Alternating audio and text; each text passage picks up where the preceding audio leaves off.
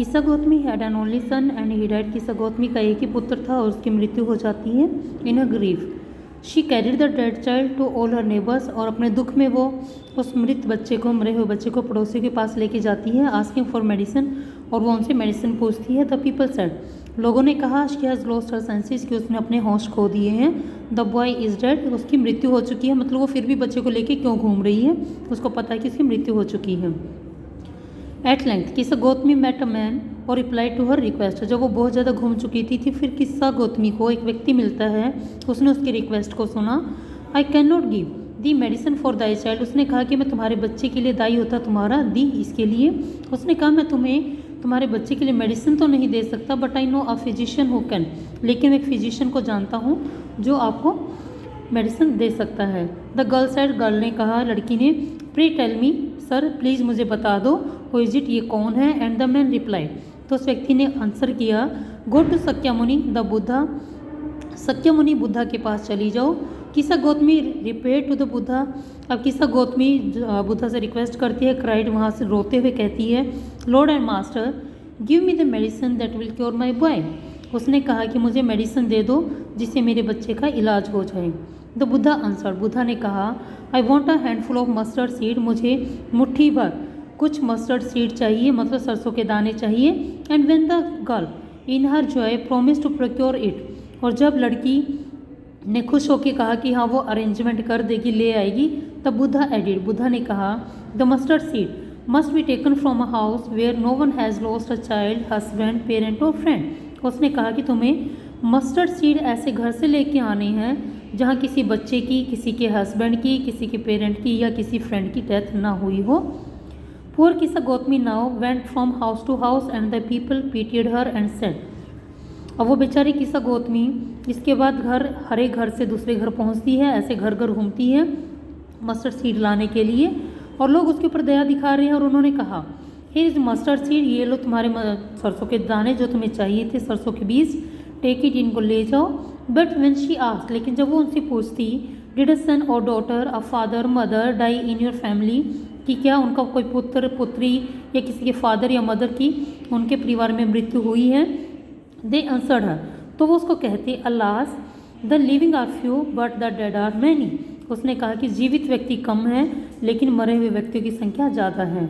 Dough not remind us of our deepest grief, हमें हमारे गहरे दुखों की दोबारा से याद मत करवाओ। And there was no house but some beloved one had died in it. उसने कहा कि वहाँ पे कोई भी ऐसा घर नहीं था जिनमें किसी के प्रिय व्यक्ति की मृत्यु ना हुई हो।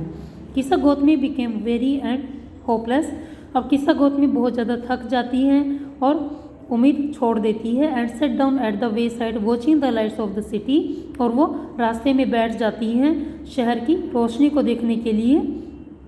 एज दे फ्लिकर्ड अप, और वो रोशनी थोड़ी सी एक बार बढ़ती है, वर एक्सटिंग्विश्ड अगेन, फिर से बुझ जाती है।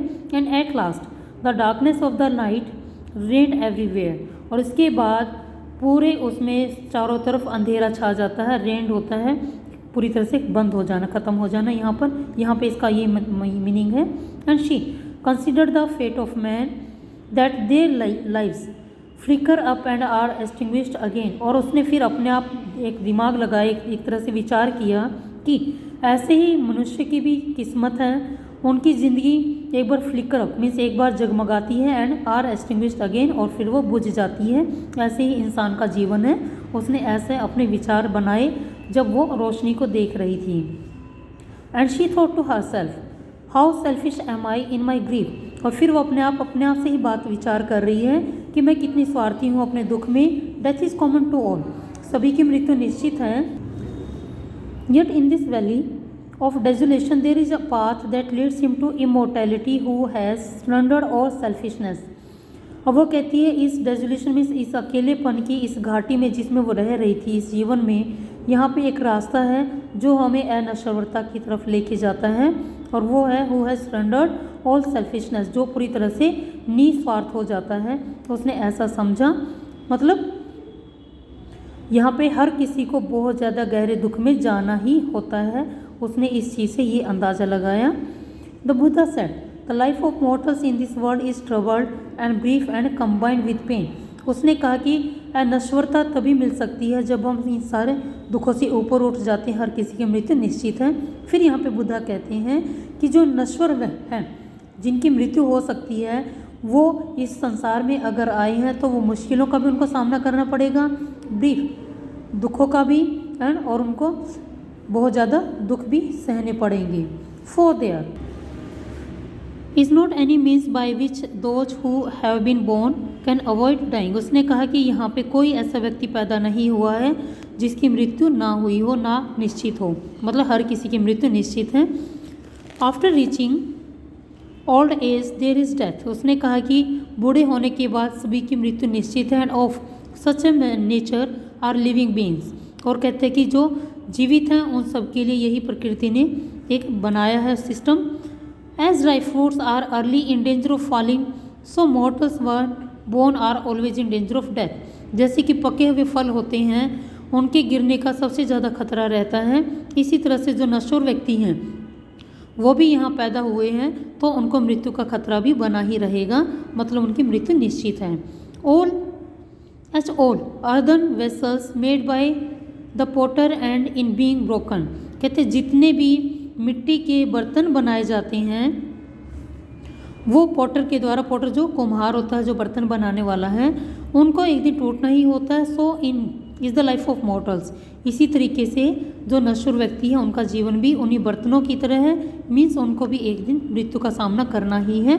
बोथ यंग एंड अडल्ट, जितने भी नवयुवक हैं, जितने भी बूढ़े बड़े हो चुके हैं, प्रौढ़ हो चुके हैं, but those who are fools, और जो मूर्ख हैं, एंड दोज आर वाइज, जो बुद्धिमान हैं, are fall into the power of death. हर किसी को मृत्यु की शक्ति का सामना करना, मतलब हर किसी की मृत्यु होनी है।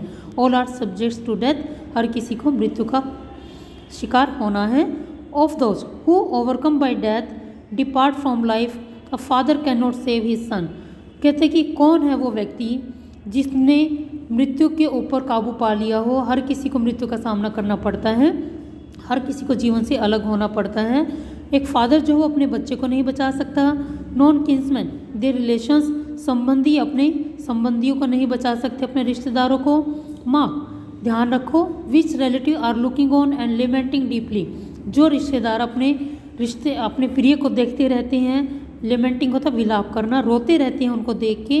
One by one mortals are carried off, और एक एक करके वो नश्वर व्यक्ति चले जाते हैं दुनिया से। Like an ox that is led to the slaughter. जैसे कि एक ऑक्स को कसाई घर में ले जाया जाता है ख़त्म करने के लिए। So the world is afflicted with death and decay.